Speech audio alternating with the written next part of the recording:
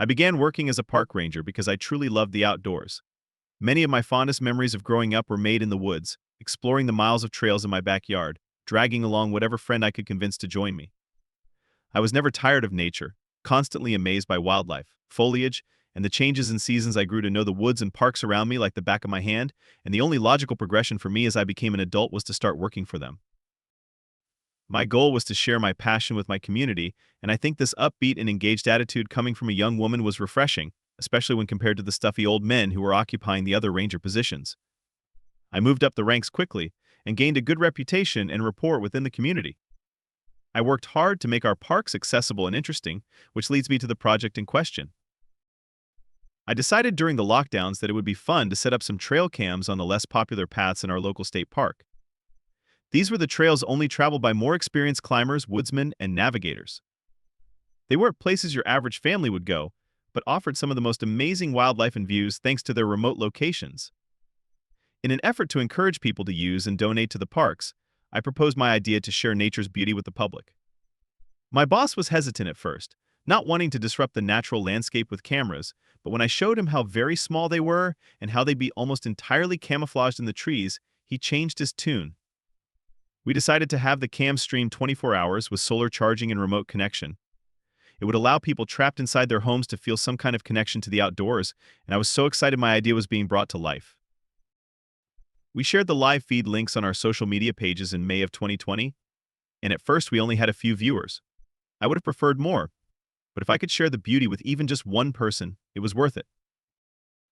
As the summer wore on, our cams began picking up some interesting wildlife. We caught a mama bear and her cubs fishing on one cam a couple of times, and our feeds picked up views as our dedicated fans shared them with others. There was even a period of time when we had over 1,000 viewers at once, all watching eagle chicks hatch in the nest we'd found.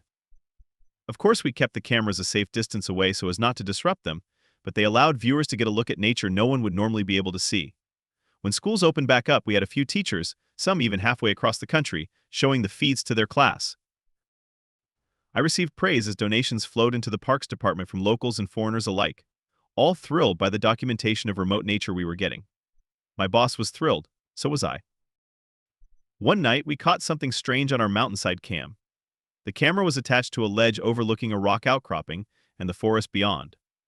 A few months prior, this was where we had watched the mother eagle build her nest, but now there wasn't much to see in terms of wildlife. It did provide a spectacular view of the sunrises over the trees, though, and many people tuned in for that. At first, we didn't notice anything odd, but one person in the chat asked, "Does anyone else see the trees moving?" Of course, the replies mentioned the wind, tricks of the eye, and the like, but they went on, further describing it. No, like the trees in the right corner. They're moving, like really moving. I looked, zooming my screen in on the spot the user pointed out. To my confusion, the trees were moving. There were two large ones swaying dramatically back and forth, despite everything else nearby remaining stationary. I jumped into chat as an admin, acknowledging the comment. This movement unnerved me as it was like nothing I'd ever seen before. I tried to hide this, though, explaining it could be a large bear climbing in the branches or scratching themselves on the trunks. Within a few minutes, the swaying stopped, but the strange motion played over and over in my head that night. I couldn't figure out just what was causing those trees and only those trees to move. The next morning, I reported to work for my 6 a.m. shift and logged into the trail cams. All looked normal, and I found myself questioning if I had actually seen anything strange last night or if it had been the power of suggestion from the commenter. Then I saw it again. This time it was much closer, and a few of the visible treetops at the base of the outcropping began to bend back and forth, swaying as if about to snap at any moment. I didn't know what to expect, but I sat glued to the cam while I waited for something to emerge from the woods. I saw a large, dark, clawed appendage grasp onto the bottom of the ledge, then another. They slammed down with such force the rocks beneath them cracked and split, as the creature pulled itself up onto the outcropping and closer to the camera. I felt as though I were right there in front of it, unable to move. In all my life, I'd never seen anything like it, not even in legends or drawings. It had two bloodshot eyes, pupils slit like a cat's, and a humanoid smile with large fangs that glistened all the way down to its chin. It was maybe 12 feet tall, but I couldn't tell for sure as it was crawling on all fours, slinking towards the camera.